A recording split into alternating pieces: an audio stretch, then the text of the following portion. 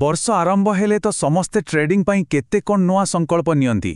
ଏଥର ପକ୍କା ଡିସିପ୍ଲିନ୍ ରହିବି ଆଉ ଓଭର ଟ୍ରେଡିଂ ବିଲକୁଲ କରିବିନି।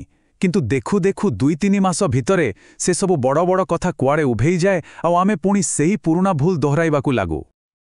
ତେବେ ପ୍ରଶ୍ନ ଉଠୁଛି, ଏମିତି କାହିଁକି ହୁଏ? ବର୍ଷ ପରେ ବର୍ଷ ସେଇ ଏକା ସଂଘର୍ଷ, ସେଇ ଏକା ନିରାଶା। ଏହାର ପ୍ରକୃତ କାରଣ କ'ଣ ହୋଇପାରେ?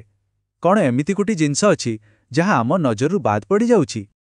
ଦେଖନ୍ତୁ, ଅସଲ କଥା ହେଉଛି ଏହାର କାରଣ ଆମ ଷ୍ଟ୍ରାଟେଜି ନୁହେଁ, ବରଂ ଆମ ମାନସିକତା। ଟ୍ରେଡିଂରେ ସବୁଠୁ ବଡ଼ ଲଢ଼େଇଟା ବଜାର ସହିତ ନୁହେଁ, ସେଟା ହୁଏ ନିଜ ମନ ଭିତରେ। ତେବେ ଚାଲନ୍ତୁ ଆଜି ଆମେ ଏହି ବିଷୟରେ ଗଭୀର ଭାବେ ଆଲୋଚନା କରିବା।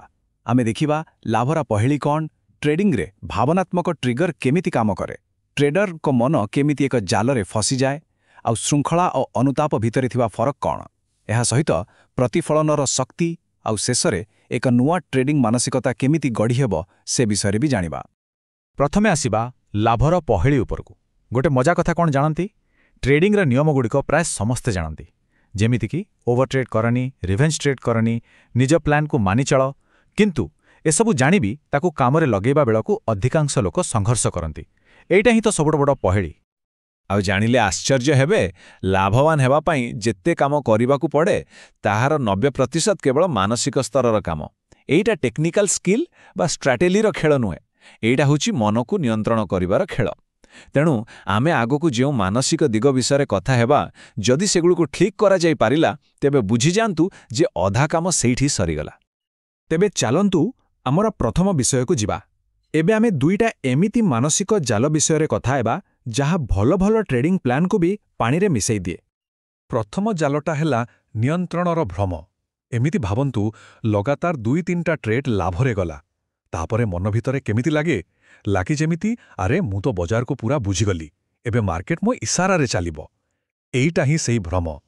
କାରଣ ସତ କଥା ହେଲା ବଜାରକୁ କେହି ବି ନିୟନ୍ତ୍ରଣ କରିପାରିବେ ନାହିଁ। ତେବେ କ'ଣ କରାଯାଇପାରେ? ଦେଖନ୍ତୁ, ବଜାର କୁଆଡ଼େ ଯିବ ବା ଦାମ କେତେ ବଦଳିବ ଏସବୁ ଆମ ନିୟନ୍ତ୍ରଣ ବାହାରେ। କିନ୍ତୁ ଆମେ କ'ଣ କରିବୁ, ଆମର ପ୍ଲାନ୍ କ'ଣ ହେବ ଆଉ ଆମେ ନିଜ ଭାବନାକୁ କେମିତି ସମ୍ଭାଳିବୁ ସେସବୁ ପୂରାପୂରି ଆମ ନିୟନ୍ତ୍ରଣରେ। ସମାଧାନଟା ବହୁତ ସିଧା। ଟ୍ରେଡ୍ କରିବା ଆଗରୁ ପ୍ଲାନ୍ କରନ୍ତୁ, ଆଉ ଥରେ ପ୍ଲାନ୍ ହେଇଗଲେ କେବଳ ସେହି ପ୍ଲାନ୍କୁ ହିଁ ଟ୍ରେଡ୍ କରନ୍ତୁ। ଆଉ ଦ୍ୱିତୀୟ ବଡ଼ ଜାଲଟା ହେଉଛି ଡୋପାମାଇନ୍ ଚକ୍ର। ଏଇଟା ହେଉଛି ସେହି ଅନୁଭବ ଯେତେବେଳେ ଟ୍ରେଡିଂ ଲାଭ ପାଇଁ ନୁହେଁ ବରଂ ଏକ ପ୍ରକାର ନିଶା ପାଇଁ କରାଯାଏ। ଗୋଟେ ଲାଭବାନ ଟ୍ରେଡ୍ ପରେ ଯେଉଁ ହାଇ ଫିଲ୍ ହୁଏ, ସେହି ଫିଲିଂକୁ ବାରମ୍ବାର ପାଇବା ପାଇଁ ମନ ବ୍ୟାକୁଳ ହୁଏ। ଏଇଥିପାଇଁ ତ ଓଭର ଟ୍ରେଡିଂ ଆଉ ଫୋମୋ ବଢ଼ିଯାଏ। ଟ୍ରେଡିଂ ସେତେବେଳେ ଏକ ବିଜନେସ୍ ନୁହେଁ, ଏକ ଜୁଆ ଖେଳ ପରି ଲାଗେ। ତେବେ ଏହି ବିପଜ୍ଜନକ ଚକ୍ରକୁ ଭାଙ୍ଗିବେ କେମିତି?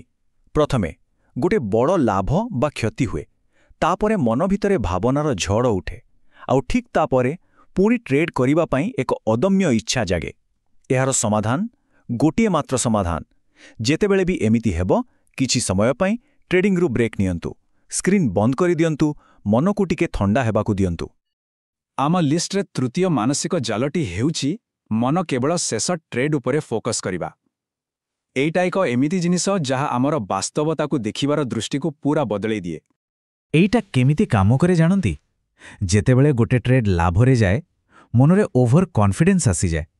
ଆଉ ଯେତେବେଳେ ଗୋଟେ ଟ୍ରେଡ୍ରେ କ୍ଷତି ହୁଏ, ସେତେବେଳେ ଆତ୍ମସନ୍ଦେହ ଘେରିଯାଏ। ଲାଗେ ଯେମିତି ଆମ ଦ୍ୱାରା କିଛି ହେବନି। ମାନେ କେବଳ ଗୋଟିଏ ଟ୍ରେଡ୍ର ଫଳାଫଳ ଆମ ପୁରା ମାନସିକ ସ୍ଥିତିକୁ ଏପଟ ସେପଟ କରିଦିଏ। ତେବେ ଏଥିରୁ ବାହାରିବାର ଉପାୟ କ'ଣ? ଏକ ବହୁତ ଶକ୍ତିଶାଳୀ ଉପାୟ ଅଛି। ପ୍ରତିଟି ଟ୍ରେଡ୍କୁ ଏମିତି ଭାବନ୍ତୁ ଯେମିତି ଏଇଟା ଏ ବର୍ଷର ପ୍ରଥମ ଟ୍ରେଡ୍। ଏହାର ଅର୍ଥ ପ୍ରତି ଥର ଏକ ସମ୍ପୂର୍ଣ୍ଣ ନୂଆ ମନ ନେଇ ଟ୍ରେଡ୍ କରନ୍ତୁ। ପୂର୍ବ ଟ୍ରେଡ୍ରେ ଲାଭ ହେଲା ନା କ୍ଷତି, ତାର ଭାବନାକୁ ପରବର୍ତ୍ତୀ ଟ୍ରେଡ୍କୁ ଆଦୌ ଆଣନ୍ତୁ ନାହିଁ। ଏବେ ଆସିବା ଚତୁର୍ଥ ପଏଣ୍ଟକୁ, ଶୃଙ୍ଖଳା ବନାମ ଅନୁତାପ। ଏଇଟା ଏକ ଏମିତି ଦ୍ୱନ୍ଦ୍ୱ ଯାହା ପ୍ରତି ଟ୍ରେଡର ପ୍ରତିଦିନ ପ୍ରତି ଟ୍ରେଡ୍ ନେବା ଆଗର ସାମ୍ନା କରନ୍ତି। ଟ୍ରେଡିଂରେ 2 ପ୍ରକାରର କଷ୍ଟ ମିଳେ, ଗୋଟେ ଶୃଙ୍ଖଳାର କଷ୍ଟ ଆଉ ଅନ୍ୟଟି ଅନୁତାପର କଷ୍ଟ। ଶୃଙ୍ଖଳାର କଷ୍ଟଟା ଟିକେ ଆଗରୁ ମିଳେ ଯେତେବେଳେ ନିୟମ ମାନିବାକୁ ପଡ଼େ। ଏହା କିଛି ସମୟ ପାଇଁ, କିନ୍ତୁ ଏଥିରୁ କିଛି ଶିଖିବାକୁ ମିଳେ। କିନ୍ତୁ ଅନୁତାପର କଷ୍ଟ ସେଇଟା ମିଳେ ପରେ, ଯେତେବେଳେ ନିୟମ ଭଙ୍ଗାଯାଏ, ଆଉ ସେ କଷ୍ଟ ବହୁତ ଦିନ ଯାଇ ରହେ ଆଉ ମନକୁ ଭାଙ୍ଗିଦିଏ। ତେଣୁ ପ୍ରତିଥର ଟ୍ରେଡ୍ ନେବା ପୂର୍ବରୁ ନିଜ ମନକୁ ଗୋଟିଏ ପ୍ରଶ୍ନ ପଚାରିବା ଦରକାର। ଆଜି ମୁଁ କେଉଁ କଷ୍ଟଟି ବାଛିବି? ଶୃଙ୍ଖଳାର ସାମୟିକ କଷ୍ଟ ନା ଅନୁତାପର ଦୀର୍ଘସ୍ଥାୟୀ କଷ୍ଟ? ଏଇ ଗୋଟିଏ ପ୍ରଶ୍ନ ଆବେଗରେ ନିଆଯାଉଥିବା ନିଷ୍ପତ୍ତିକୁ ଅଟକାଇବାରେ ବହୁତ ସାହାଯ୍ୟ କରେ। ଏବେ ଆମେ ପହଞ୍ଚିଛେ ଆମର ଶେଷ କିନ୍ତୁ ସବୁଠୁ ଗୁରୁତ୍ୱପୂର୍ଣ୍ଣ ମାନସିକ ବାଧା ପାଖରେ ପ୍ରତିଫଳନର ଶକ୍ତି। ଏଇଟା ଏକ ଏମିତି ଜିନିଷ ଯାହାକୁ ଅଧିକାଂଶ ଟ୍ରେଡର ଅଣଦେଖା କରିଦିଅନ୍ତି। ତାହା ହେଲା ନିଜ ଅଭିଜ୍ଞତାରୁ ଶିଖିବା। ଯେତେବେଳେ ପ୍ରତିଫଳନ କରାଯାଏ ନାହିଁ ସେତେବେଳେ ଆରମ୍ଭ ହୁଏ ଦୋଷାରୋପର ଖେଳ। କଥା କଥାରେ କୁହାଯାଏ, ଆରେ ମାର୍କେଟ ହିଁ ଭୁଲ ଥିଲା କିମ୍ବା ମୋ ଷ୍ଟ୍ରାଟେଜି ଆଜି କାମ କଲାନି। ସିଧା କଥା ହେଲା ନିଜ ଭୁଲ ଛଡ଼ା ବାକି ସମସ୍ତଙ୍କୁ ଦୋଷ ଦିଆଯାଏ। ଆଉ ଯେପର୍ଯ୍ୟନ୍ତ ଏମିତି ଚାଲିଥିବ ସେପର୍ଯ୍ୟନ୍ତ କୌଣସି ପ୍ରକାର ଉନ୍ନତି ସମ୍ଭବ ନୁହେଁ। ଏହାର ସମାଧାନ କ'ଣ?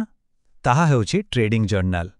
କିନ୍ତୁ ଶୁଣନ୍ତୁ, କେବଳ ଏଣ୍ଟ୍ରି ଅର୍ ଏକ୍ଜିଟ୍ ପ୍ରାଇସ୍ ଲେଖିଦେଲେ ହେବନି। ଜର୍ନାଲରେ ଲେଖିବାକୁ ପଡ଼ିବ ଯେ ଟ୍ରେଡ୍ ନେବା ପଛର କାରଣ କ'ଣ ଥିଲା, ଆଉ ସବୁଠୁ ଗୁରୁତ୍ୱପୂର୍ଣ୍ଣ କଥା ହେଲା ସେହି ସମୟରେ ମାନସିକ ସ୍ଥିତି କେମିତି ଥିଲା। ଯେତେବେଳେ ନିଜ ଭାବନାକୁ ଟ୍ରାକ୍ କରାଯାଏ ସେତେବେଳେ ହିଁ ନିଜର ଭୁଲ ପ୍ୟାଟର୍ନଗୁଡ଼ିକ ଧରାପଡ଼େ। ତେବେ ଏସବୁ ଆଲୋଚନାରୁ ଆମେ କ'ଣ ବୁଝିଲେ? ଲାଭବାନ ହେବାର ରାସ୍ତା କୌଣସି ନୂଆ ଚମତ୍କାରୀ ଷ୍ଟ୍ରାଟେଜିରେ ଲୁଚି ରହିନାହିଁ। ଏହାର ରାସ୍ତା ଏକ ସମ୍ପୂର୍ଣ୍ଣ ନୂଆ ମାନସିକତା ଗଠନ କରିବାରେ ଅଛି। ଏହି ଗୋଟିଏ କଥାକୁ ସବୁବେଳେ ମନେ ରଖିବା ଉଚିତ। ବଜାର ସବୁବେଳେ ଶୃଙ୍ଖଳିତ ଟ୍ରେଡରକୁ ହିଁ ପୁରସ୍କାର ଦିଏ, ସବୁଠୁ ଚାଲାକ ବା ବୁଦ୍ଧିମାନ ଟ୍ରେଡରକୁ ନୁହେଁ। ଦୀର୍ଘ ସମୟ ପାଇଁ ଟିକି ରହିବାକୁ ହେଲେ ଶୃଙ୍ଖଳା ହିଁ ସବୁଠୁ ବଡ଼ ଅସ୍ତ୍ର। ଏହା ହିଁ ଆଜିର ଆଲୋଚନାର ସାରାଂଶ। ତେବେ ଶେଷରେ ଏହି ଗୋଟିଏ ପ୍ରଶ୍ନ ସହିତ ଆମେ ଆଜିର ଆଲୋଚନାକୁ ସମାପ୍ତ କରିବା। ବର୍ଷ ଶେଷରେ ଜଣେ କେଉଁ ଅନୁଭବ ସହିତ ରହିବାକୁ ଚାହିଁବେ?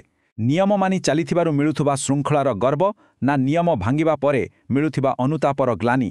ଏହି ନିଷ୍ପତ୍ତି ସମ୍ପୂର୍ଣ୍ଣ ଭାବେ ଜଣେ trader. Thanks for watching Odia Stock Pathasala. Don't forget to like, share and subscribe. Your journey to financial freedom starts here.